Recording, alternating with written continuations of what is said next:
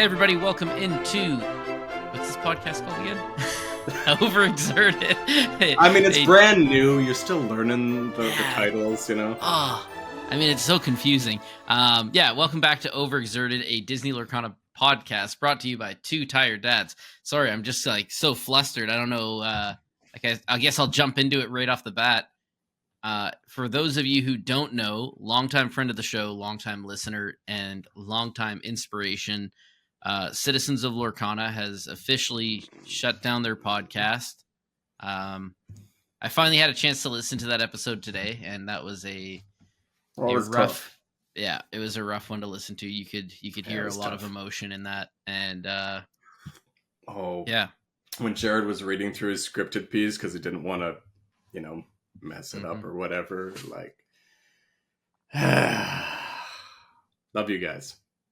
Yeah, absolutely heartbreaking. Like, for anybody who didn't see the post I put out on Twitter, I remember when I was getting into Lorcana, I hadn't really thought about listening to podcasts or anything like that, and hadn't joined any Discords or anything. I was just kind of doing my own research as much as I possibly could.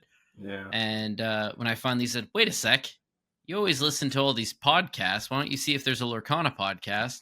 And that was the first one I stumbled across. And I remember listening to Jared talking about cards and releases and all this fun stuff, all the news that we scarcely had, I guess.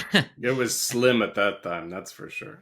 Yeah. And I remember one episode, he said, oh, maybe I should get a co-host on here. And I remember I was a couple episodes behind. And I thought, you know what? If this guy doesn't have a co-host in a couple episodes, I'm going to reach out to him. Maybe I'll try this whole podcast thing. And I think it was 2 episodes later, James was his new co-host. And you didn't shoot your shot quick enough. No. Well, I hadn't caught up at that point, so I was already too late. But you know what? They were a perfect duo. Great chemistry, for sure. Yeah.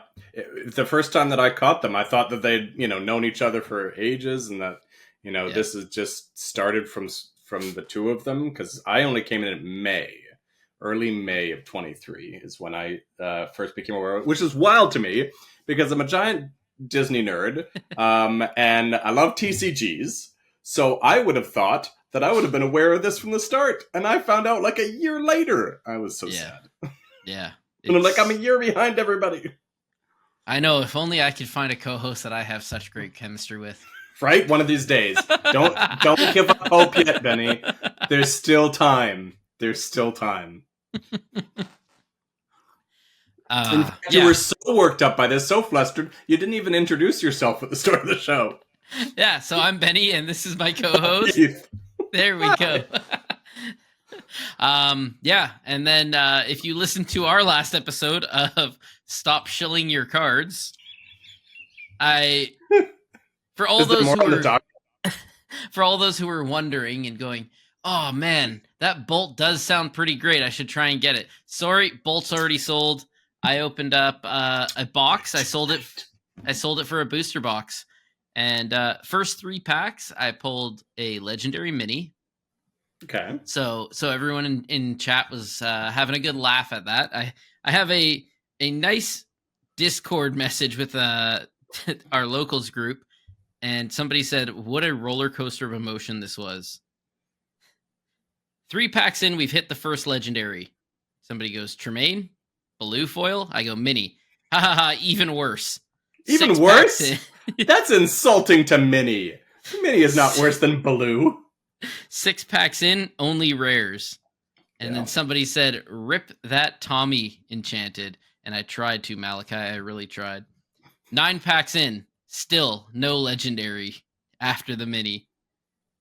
And then Mikey said, you've got a stack of 2 to 3 coming your way. I said, 12 packs in, Baloo and Tremaine in the same pack. I think it's a bust. Ooh, now that's a good double legendary pack right there. That's fire. And so I said, Baloo and Tremaine, I think it's a bust. Do we open or do we flip the rest of the packs? Mikey then says, you keep going. 90% of gamblers quit right before they're about to hit it big. It should be a 6 legendary box if you got a double pack. I feel like that's the gambler's motto, to keep getting in deeper, by the way. So then I open the next couple packs. I go next row, all rares again, 9 packs left. And then what do I open in the same pack? A foil Tamatoa. But before that foil Tamatoa was a regular Tamatoa, a double Tamatoa pack.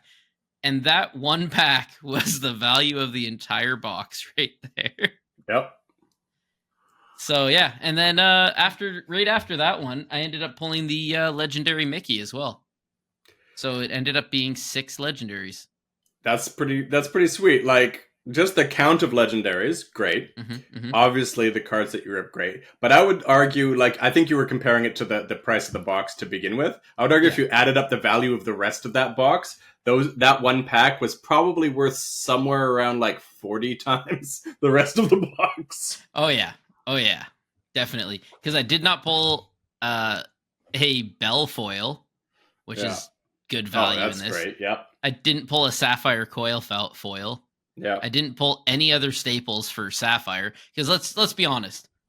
Which cards are anyone chasing other than Sapphire cards? Literally, they're just chasing Tamatoa, and that's pretty much it. Like, yeah. What's funny is the value of the sets actually stayed relatively high for sealed product, but I think solely on the back of Tamatoa, between the regular and the enchanted and the foil, obviously. Literally everyone's just chasing Tamatoa. I mean, Scrooge too, that's not true. Scrooge as well. But Scrooge and Tamatoa, that's it. Yeah. So I've got a lot of sorting to do. I'll do a quick little shot here. I've got a lot of sorting to do. This is my sorting. Just stacks of cards in the corner of my desk that I'm going to throw in a box eventually. I'm going to get you one of these, because it is 6 across, 3 deep. It is the perfect sorter. I appreciate the sentiment, but I don't need it. I don't sort anything. Oh yeah, I forget. I do sort it. I just have so little to sort. I was going to say, I forget you're not a playset guy. Yeah. Are we done being sad about Jared and James, by the way? Because I still want to be sad about Jared and James. You can very much be sad about Jared. I won't belabor it. I mean, I said it all on Twitter. They're just like, when I came in May, obviously I was behind everyone. But for me, there was a few names that stood out. There was Citizens of Lorcana, there was Lumineers, and there was, I think Jaunty was pretty much those 3 groups. Obviously, it was not just 3 people. It was 5 people. Were the ones that I think stood out for me and resonated for me. Not this overexerted nonsense. Let's get those guys off the air. No, but those ones stood out the most for me as just being like, not only the and I hesitate to say loudest voices, but biggest voices, but also just so genuine and so relatable at the same time, and just some people really kind of figuring out both the game and this content creation space. And it wasn't over polished, it wasn't overproduced. It was just, good people talking about a great game. And I love them for that. And I've been a fan ever since. And I've had the great pleasure to meet them both, to connect with them. And Jared in particular, you supported me and were really thoughtful and checked in on me when I had to take my break for a while. So I'll never forget that. And I look forward to seeing you around again and seeing Citizens of Lorcana come back stronger than ever. So, I mean, they might have agreed to come on and do a guest spot soon. So, notice how I know nothing about what's going on with this channel. Like, Benny tells me the day of. It's like, okay, we're doing this. Yep, you got it. Yes, boss. Yes, sir. I'll just say one thing. The April, probably mid-April and all throughout May, other than the possible 1 week that I go on vacation. You should go on vacation at some point, yes. It's still up in the air. The wife really wants to go. The kids really want to go. And I go, should we not? Worlds isn't happening, so you can just... Well, that's Where else am I going to go if I go on vacation? Nothing can stop us now. Lives rent free in my head. Mm-hmm. But yeah, so we have a very, very busy schedule coming up that I do have to write out, plan the schedule, and also let Heath know about this schedule. Let me know the schedule. What are the days? What are the times? What are the subjects? What are we talking about? Yes. We've got artists. Let's be proactive. We've got artists. We're gonna have some content creators. Hopefully, I know we've locked in at least one. So one and counting. Yeah, we've got more artists and content creators so far. I would like to get a couple more content creators because it's good to also shout out and help everybody in. I was gonna say I really take joy in having other content creators that are trying to grow. I mean, everybody's trying to grow, but I mean, I guess I would say are feeling challenged to grow. And whether they're bigger than us and, it's just another avenue or whether did I just say us? Oh yeah. You're part of it. You're part of it now. It's official. It's official. He's one of us now. or whether, it's just a channel that looks to grow. Like the times I've got to collaborate, I've loved that. So I'm all for it. Sign me up, boss. Let's go. Just wait until your name now says Overexerted. Be our guest, Heath. Right? It's gonna get a really crowded, long title. No, I've got to shill my other channel while I'm on here. And then citizens will come back. They'll ask you to join, and then it'll be Citizens of Lorcana Overexerted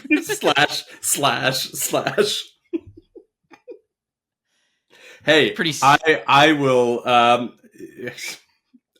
almost said a bad word again, Benny. I will offer myself out anywhere. I just love talking. I just love talking the game, So anyone that wants to talk, I'm always open. Anyways, what do we got to talk about? Match the color of my hair. For all those listening, I am currently a bright shade of pink. What are we talking about? I mean, so much to talk about this week. I think the subjects that stood out for me, and I'll just kind of throw those out there and see which one you're feeling most spicy about. Where the state of the metagame is right now, it's a bit of a mess. Even it's great. Mr. Sapphire himself, DKP is calling for a ban. So what was the most recent major event that I know Katie, Lore Keepers In, was casting for? What was it, like 13 of the top 16 were all Sapphire? Like wild metagame results. For me, some of the other things of interest, the new Ravensburger hire, the head of tournament operations. Yes. Maybe there's a light at the end of the tunnel there. And then lastly, there's a rumor going around that the qualifiers for Worlds might actually know the dates and have an NDA. So whether that stays the same, just because they told them dates doesn't mean that it actually stays that way, even if that is the case, which right now it's just a rumor, so who knows if that's actually the case. So lots of interesting stuff to talk about. What are you feeling? You've got something to say. I was really interested in the new hire as soon as I saw that pop up in my news feed today. Because you know what? I hadn't done research, I'll admit it. I'm not constantly doing research while I'm working a 10-hour job every day and raising 2 kids with my wife. But yeah, I saw that pop up quick on my news feed and I was like, hold up, what's going on here? So I'm hoping it's nothing but good news. It looks like this person has some past history in, what did they say? It was, help me out here. The video game competition stuff. Yeah, so they've got, let me pull up the tweet specifically here. Esports. Oh, I thought you were talking about specifically. So, tournament operations director, or manager rather, for Disney Lorcana. They have been playing the game supposedly, which is great to hear. Over 10 years in digital and physical games, esports, and events. But nothing beyond that. And there isn't a last name here. So I don't even know. I'd love to look up this person's LinkedIn bio or whatever it is. We'll just get him on. Ravensburger. Yeah, right? Come on, Cooper. Just come on the podcast. If somebody Stephen at Ravensburger... All right, let's look it up here. In real time, we're going to be doing some research with you all in real time. If somebody at Ravensburger is listening, get Cooper to give us a shout, and he can be the guest on the first episode of April or May. Let's see. Senior Tournament Operations Director for Operations Manager. I keep saying director. He's not that fancy. All right. Here we go. We got at Stephen Cooper with a double R on Twitter/X. Let's see. LinkedIn. Here we go. Okay. We got it. We got a background in esports manager for High Res Ventures, which I'm sure is a thing, out of Atlanta, Georgia. Overseeing daily operations of all esports programs, overseeing planning of both online and live events for league operations, handle prize payouts, develop and oversee a culture within the league to ensure a competitive and safe environment for players. Sounds nice. Event planning for LAN events with prize pools anywhere from 50,000 to 2.5 mil. Okay, so we got some high stakes there. Whoa. I only play for air fryers, okay? You're in the wrong game. That's Yu-Gi-Oh, my friend. You're in the wrong game. You're missing out. All we get is cardboard. We don't get no fancy air fryers here. Actually, I heard a Yu-Gi-Oh tournament winner recently got a framed some of the most powerful cards in the game or something like that. Yeah. And he tweeted out, "Hey, if anybody wants this, come find me in this hall." And nobody came to him. And he's like, "Well, y'all are too slow. I'm getting hungry." And he just literally left it out on one of the tables and was like, "Whoever gets it first can have it." So my summary of where he's at here, I love what I'm hearing about developing a strong culture. I love that we're talking about some higher stakes events here. So that means that it's not just kind of little piddly stuff, that it's across numerous platforms. He's also produced content on Twitch, YouTube, Facebook. So there's a lot to be liked about at least his most recent work. And pretty much all of his work has been in this space, going back to pretty much right out of high school into esports. He's worked with a few different companies. So there's definitely some background there, but I notice a lot of it is esports. And I'm curious with the fact that Ravensburger was also posted a hiring around the same time for developers for online platforms. If they want to go more of the esport route than the in-person route, or at least if that's the long-term plan, right? Because to hire someone like this, whose almost entire background is esports, you would think that's got to at least be in the discussion, that they might want to either do that simultaneously or move more towards that. Also, by the way, Stephen, you're making me feel old, brother. You graduated high school in 2012. I need booze in this. Class of 2001 over here. I'm so old. 2008 over here. That's when he started high school. Just saying. All right. So lots of good things there. But yeah, that is curious about the esports background. I'm curious about that. But I like a few things that I see. So if anyone wants to check it out, Stephen Cooper, again with a double R on Twitter. And he's got his LinkedIn bio in his Twitter. I'll pop that a follow. And we'll see. We'll see where it goes from there. It's probably going to be a while before we hear anything. It sounds like he just started. So I can't imagine we're going to hear much from him even in the next month or so, right? Yeah. Well, you know what? I don't know what, actually. Because you don't give me any show notes back, so I don't know what to expect at any given point in time. I don't write show notes anymore. So I don't know what. One pack to rule them all. All right, let's do it. Let's take do a break. it. Candlehead. Oh, gosh. The card that when I eventually ever upload my next video, I completely dismissed. Grandmother Fa. Yeah, they're both semi-playable. Panic. Oh, I mean, super easy. That's a top pick in the set. Panic, 100%. It's going to be a while. Matthias. It's going to take quite a few cards to get rid of one of the only 2 damage removal in this set. Berlioz. Mulan. Mulan's the best 1-drop, but still doesn't compete with Panic. Unless you really need 1-drops, but we're talking pick 1, pack 1. Mufasa is good, but he's still a 7-drop. This guy. I really have like a strange hatred of the 3-cost 4/3s versus the 3/4s. I'm very much a 3/4 defender and a 4/3 hater. Drew, it happened again! Drew, I gotta not be so loud. I'm gonna wake up my daughter. The Wendy versus Panic debate has come up so many times.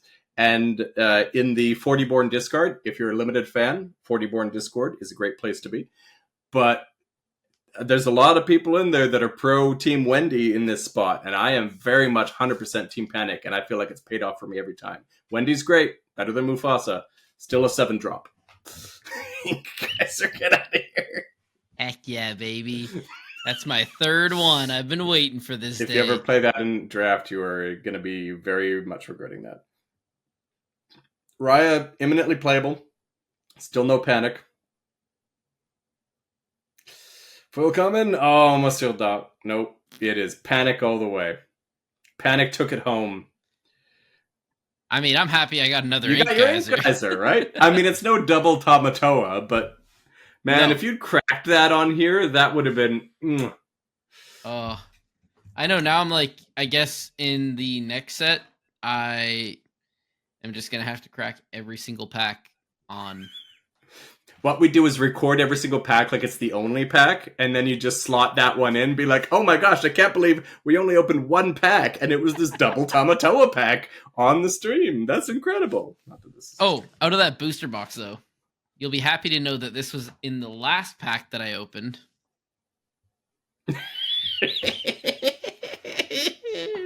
It shall live in infamy. Every time I see it, I'm like, I want to rip this card in half. You obviously haven't watched my draft video that I've got up. I was so insulted by having a 8-cost Daisy last pick. I tore it up in real time. I'm like, this offends me. This is an affront to my sensibilities.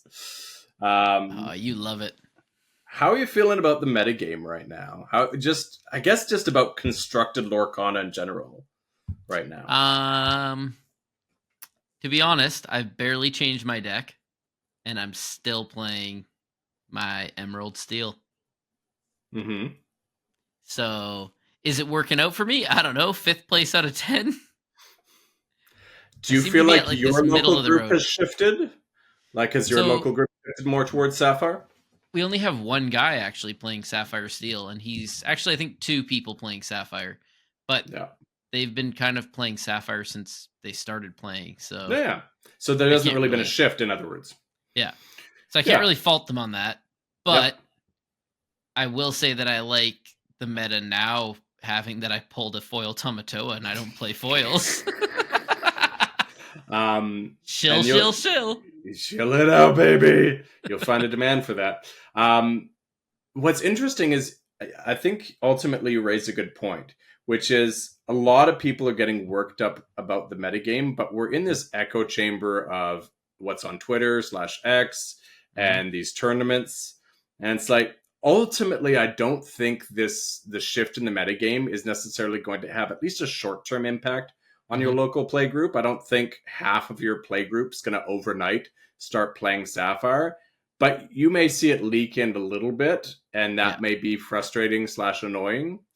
Ultimately, I think unless you're playing in these big tournaments, it's not going to have as big an impact as it might appear if you're just paying attention to content creators talking about what's the meta game right now and all that. It's like, I am frustrated by the metagame. I am concerned about the metagame, but only from a big tournament standpoint. From a local metagame, I don't know that that's necessarily going to make big shifts because, one, I don't know that people can necessarily afford to, shift into this Sapphire deck right now that's going to cost them, $600 US, Yeah. $2,000 Canadian with whatever the conversion rate's at right now.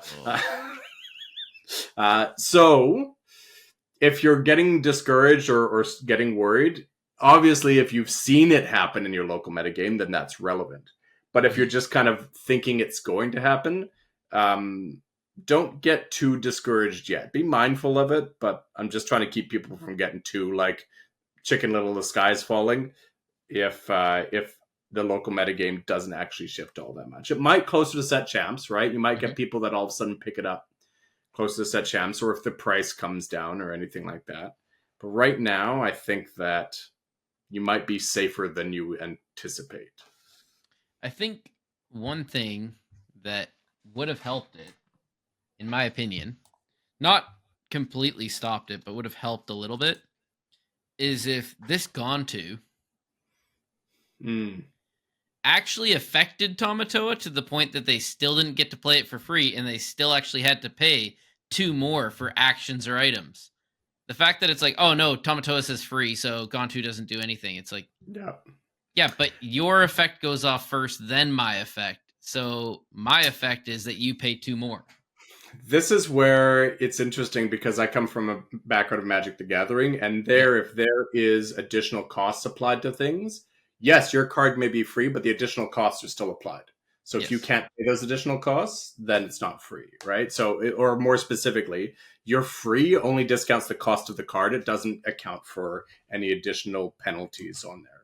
And I think that's the way it should be in this too, because that would actually kind of sort some of the Tamatoa problems. Well, it would at least slow it down a bit, right? Yeah. Ultimately, I don't know if it would slow it down enough, but it would slow it down a little bit at least. I mean, the big problem is the fact that you can Tamatoa into dime. Yeah. And just get to use the dime right off the bat. And if you have like an aerial or something else out, it's like, oh, well, that's cool. I guess you gain 10 lore on this turn. I love this game. And this is where the ban conversation, the rotation conversation is such a tenuous one to have, because on one side, you've got, hey, this is egregious and it's not really fun and it's broken or whatever. And then on the other side, you've got, sure, but the metagame can adapt. And, if everyone already all of a sudden starts picking on Sapphire Steel and there is ways to do that, then maybe that'll balance it out and other decks will rise to the top. And then you've got on one side of the ban conversation, we don't want to tie our decision making around what's good for the metagame to the value of the cards, but then you've got people on the other side that are barely affording to play this game, and if you ban the cards that they just dropped $400 on, they might not stick around for that to happen a second time. So there's so many sides to that conversation that it's really hard to say there is a right answer to that. Yeah. I almost just feel like maybe what they should have done is maybe stop printing free on things. Don't print free on it, but maybe also take this card and put it in a different color. Because if you put it in a different color, that solves so many problems. I mean, it solves some of the problems for sure. You're not ramping up to 6 just to throw items out right away. I was saying, if they could just remove the word free from their nomenclature, from their vocabulary, just pretend the word free doesn't exist and just design cards with that in mind. I mean, people complained about the bounce control deck. But if I didn't have a character out on the board, I can't bounce it. Yeah. If I don't have items in my discard, I don't really care. Yeah. I still get to play something for free if you can't get rid of it. So yeah, both ends of it are potent. Yeah, especially when you got a certain 7-drop item that really likes coming up for free. Yeah, I was concerned from the start of the game with songs, quite frankly. Just anytime you can do things for free, there is the risk of it being abused. I mean, any card can be abused, but free, all the more so, right? at least with songs, like, yeah, you get to sing the song, but your Yeah. opponent still has the chance to take out that character that sang it on their next turn. Yeah. I'm not saying that there's not some balance to it, but just Mhm. for me, I'm just scared anytime that there's free written on a card. Yeah. Just from my history with Magic the Gathering and seeing what's happened in that game when things have free written on it, it can get out of hand really quickly. Like we're sometimes I look at the cards and be like, we're 7 sets in, but then on the flip side, we're only 7 sets in. You Yeah. start talking about when we're 20, 30, 40 sets in, you look at Magic's history, it's like all of a sudden you start combining so many cards that the design team can't possibly factor in all these cards and all the minutia interactions between all of Hmm. them. It will eventually get there. It's not there yet, but Yeah. we'll eventually get there. And so that's when really absurd things start happening. Like this is bad, but this Yeah. is not uh, truly absurd yet, but it can absolutely get there. Are you talking about like a 74 combo that you get to do in Magic where your opponent doesn't get to play the game because the game's already over by the time your turn ends? There are turn zero. There have been historically turn zero wins in Magic Yeah. for sure. Yeah, you haven't even played your first turn yet. Yeah. You just said I mulligan 3 cards, and your opponent said, "Oh, don't worry, the game's already over. Don't even Yeah. bother." Yeah.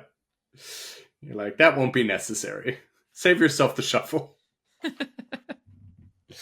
So obviously we're not there yet. Uh, so the second potential is doing a rotation instead of a ban, right? So bans tend to be more, there's an emergency going on right now. We need to get rid of this card before anything else can happen. That's Mhm. effectively what happened with Bucky. I know they technically didn't ban it, but they banned it. Bring him back. Bring him back, and this problem's all solved. Right. Let's just expose new problems. It's not a, I mean, you're not playing like that was the other thing is people are like, "Oh, Bucky's a problem because Bucky's going to create." Just release a tiger in your house and the rat problems go away. Yeah, but I mean, who's creating a deck of all Floodborns? You put Probably like maybe someone. 3 in there. Anyways. Bucky solves it. Bring All him right. back. Justice for Bucky. So when it comes to the rotations, now it becomes okay, we don't necessarily have the problem of there being so many sets and so many possible interactions. But the problem then becomes someone that wants to stay current with the game has to always be buying a lot of new cards. Like right Hmm. now, every set to stay current with your deck, you might want to buy 1 or 2 play sets of cards. Whereas when whole sets rotate out, all of those cards are no longer playable in this format. That can make for some huge fluctuations in the decks, and thus to stay current with it Hmm. becomes much more burdensome. So then again, it comes back to the affordability of the game, which was one of their mantras at the start, right? When Ravensburger first took up this game, they said, we want to make this a very affordable game. We don't want to make this a collector's first game. Yes, obviously, especially with printing promos and all that, they want to support collectors as well. Yeah. But as opposed to Magic, where you've got formats where you have to have tens of thousands of dollars or hundreds of thousands of dollars to play the format, Yeah. they Looking never at want you, it to be like Commander. that, right? So I'm not saying that a rotation would lead to that necessarily, but it Hmm. will make it more burdensome for someone to stay current with the game. So there's no easy answers here. Do you have you thought about this before? Like, is there anything that you are leaning towards in terms of stay the same versus ban versus rotations? Well, I used to be a Seal Song player. I used to play a bounce control deck. And you know what? You either die a hero or live long enough to see yourself become a villain. And now I play Emerald Steel Discard, and you know what? Plain and simple, I say ban the crab.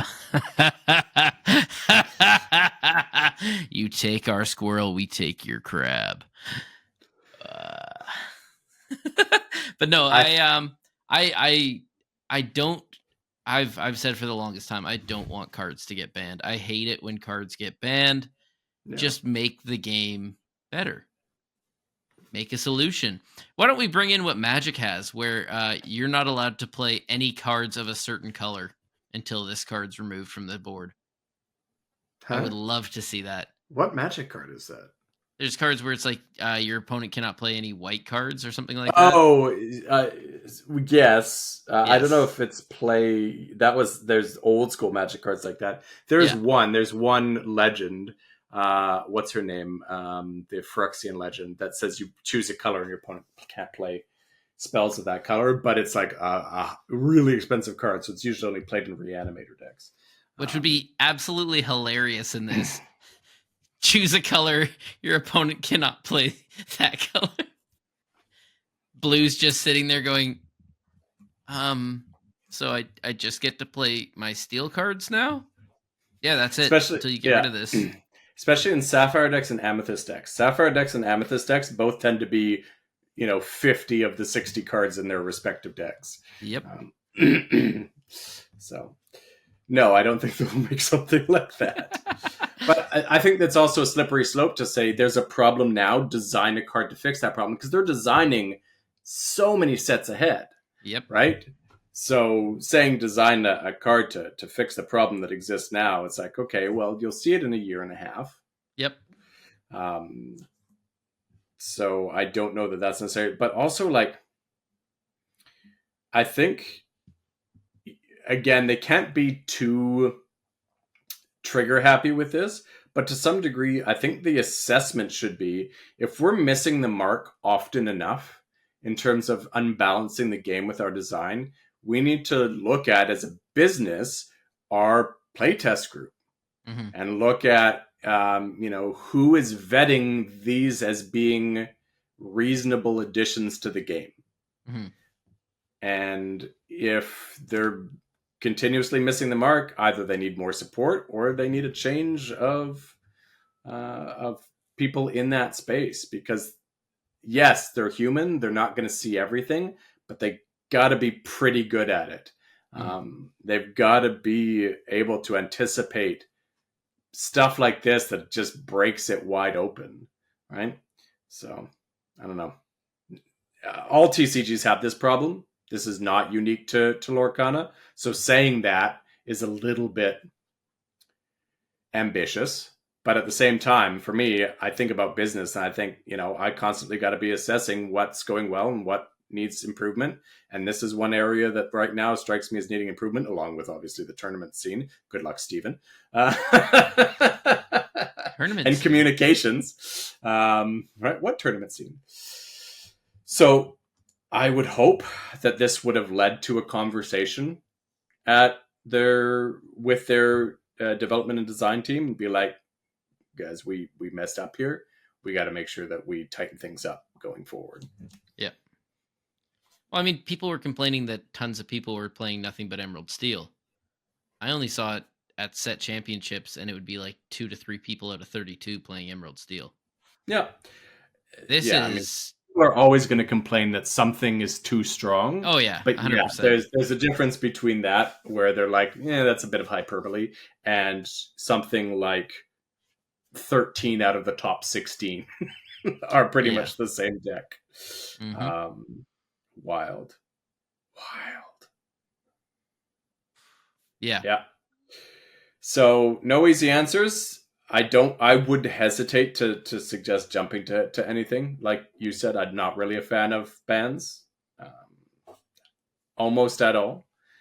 If it really becomes an emergency situation and it's just play that or else, then maybe you got to make a case for it. But I'm not pro ban as a quick response. Yeah. I don't know. What are your thoughts? Tell us, because we're struggling with my friends. Yeah, comment down below. Get in the comments. Get in the Discord. Let us know your thoughts on this, because I think it is such a fraught conversation. There's so much at stake. It's such a big decision to make one way or the other. Yeah. And I think it's hard for anyone to justifiably say they have the right answer. You may have an opinion, you may have a strong opinion on it, but I don't know that there's any right answer here. But don't lose hope. Your local metagame is probably relatively safe. At least most of you out there. Some of you have more competitive. If you live in Atlanta, I'm sorry. If you live in some of these competitive hives, I'm sorry. But for most of you that have, more casual leagues, don't get too distraught. And if it really turns out to be a problem, for me, I'm contemplating taking most of set 7 off as far as constructed goes. I'm leaning into my limited love.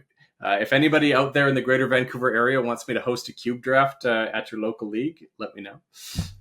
Likewise in the Bellingham area. But otherwise, it's don't lose hope. Keep your chin up out there. Yeah, I mean, don't lose hope, especially because we got a set called Fabled coming out. That's gonna be so sick. Can we just skip to that now? Like, I hope they stick the landing on that, because the potential is massive. It looks so good just from what little we've seen. In fact, it's going to be really hard to play Jafar, Reign of Jafar much, because it's going to be like, can we just skip to Fabled now? I mean, for me, it's all right as long as they do decent on Reign of Jafar. I love Aladdin, big Aladdin fan. Oh yeah, I have a enchanted Aladdin that I actually bought off of Dan Regal, James. Oh. And I also have one that I traded one of my Bolt Enchanteds for. So I'm all about Aladdin. Aladdin is probably one of my favorites. Aladdin's a great multiplayer card. So if you're getting distraught with regular constructed, dive into some multiplayer. Play some Aladdin, some Ruby Aladdin in multiplayer. Oh yeah, money. I want to see more like. I think we need to just at one point just start moving over to decks being all around one film. Hey, I've seen some tournaments where they do like 2 film. I think 1 is a little bit tight right now, but I think 2 you can do, and I think that's again, if you're getting tired of the metagame right now, if you're getting discouraged by it, suggest to some of your group to try some other things. Let's do a pauper tournament where it's only like commons, uncommons, and 2 play sets of rares, like 2 cards that can be rares, or do some multiplayer, or do theme weeks or something like that. Like, mix it up. There's so much you can do with this game. Yeah, don't get call it? So hyper fixated on as the pauper. Whatever you want to call it, and you can there's no official pauper, so you can make it your own. I just threw out there what I would do, but some I'm sure keep it to just common and uncommons. But however you want to do it, mix it up a bit. Don't feel like you got to be locked into this one format just because it is the dominant tournament format. What does that matter to your local play group? Play what you want to play. I mean, really, what does it matter if there's no tournaments right now? Right. There's some great third-party tournaments going on right now. Oh, yeah. If constructed is your thing and you're in like the southern half of the United States, you're eating well now. Oh, $13,000 tournaments? I'd be quitting my job. Wasn't first place like $7,000 or something like that? I heard. Probably. I don't pay attention to the payouts. I just tell the wife, I got to quit my job, and I just got to go real hard at Lorcana. Good luck. Yeah, honey, for sure. Laugh me out of the house as she's packing my bags. Right. All right. Well, let's cut this one. Yep. Thank you for tuning in. Lots of love. If you haven't checked out Citizens of Lorcana's final episode, check that out. You got to. That way you can have a good cry and curl up in bed with a nice blanket and go to sleep easy. But yeah, thank you for tuning in. Check us out on Twitter, Instagram, YouTube, Discord, everywhere. So you can see these beautiful faces. Yeah, or come and find us down at where the 2 that you play at. Why am I forgetting them now? The 2 stores? Yes. Oh, I play at Aegis Games in Bellingham and Screen Free Games in South Surrey. There you go. Those are the 2. And you can find me at Tombkeeper Cards in Mission, BC, Dragon Guild in Chilliwack, BC, or Bastion Games in Chilliwack, BC. Busy boy. I don't play enough, by the way. No, apparently not. That's why I'm so bad still. All right. All right. Have a good night, everybody.